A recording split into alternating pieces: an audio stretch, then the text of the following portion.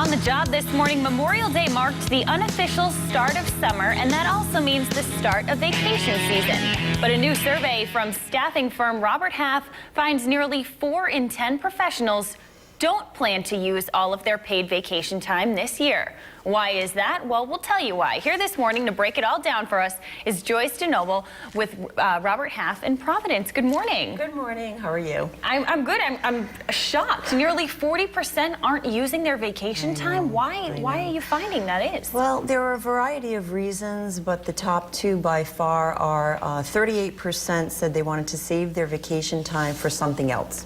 So, in other words, if an emergency came up, a family situation. Right. And 30% said that they were too busy at work to even take a vacation, so when they got back to work, they would be overloaded. Do you find that, would you encourage people to use their vacation time? Do you think it's almost disturbing that they aren't taking advantage of that? And yes. they are getting paid for it. So. Absolutely. It's paid vacation time. It is essential for professionals to take time away from work to unwind and recharge. Attaining a work-life balance should be a priority. It isn't, but it should be. You should try to de-stress and put your stress in check.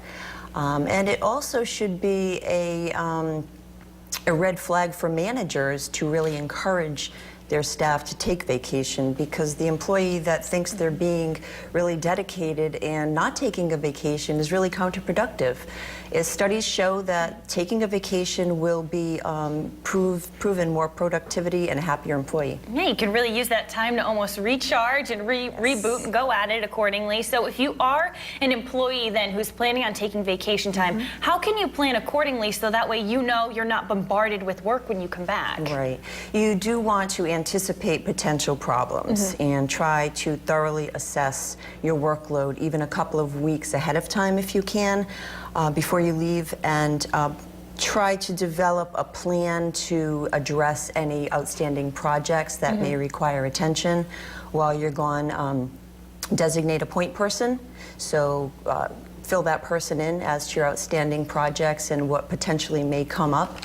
And even put that person on your out-of-town emails and voice messages, so when your clients do come in, they know who to contact in an emergency. That brings up a good point, because I'm sure there will still be people who, not knowing that you're on vacation, they'll try and connect with you, and because we have our smartphones and you know, a tiny computer, if you will, in our hands, we're still getting those emails and those calls. So is there a way for us to unplug and to avoid those? I know it's easier said than done. Right, and it's actually your own discipline, right? You want to try to unplug. If you don't unplug, you're really not taking a vacation. Right. So on your email, out of town message, you should say that I have limited access to emails. So, and also tell your clients and colleagues ahead of time, so they're not, number one, telling you, you know, I need a request at 4 o'clock before you leave. Right? And also, you want to make sure that you compromise with yourself. Say, you know, 10 minutes a day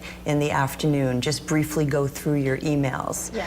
Because if you don't, you know, one phone call will lead into a whole day of work. Yeah, so you really want to unplug and try to enjoy your vacation. I like to go somewhere that there is no cell phone service. So hey, there's no way of getting in contact with me anyways, even if you like to.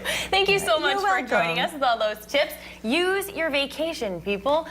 For now, we're going to send it over to Brendan.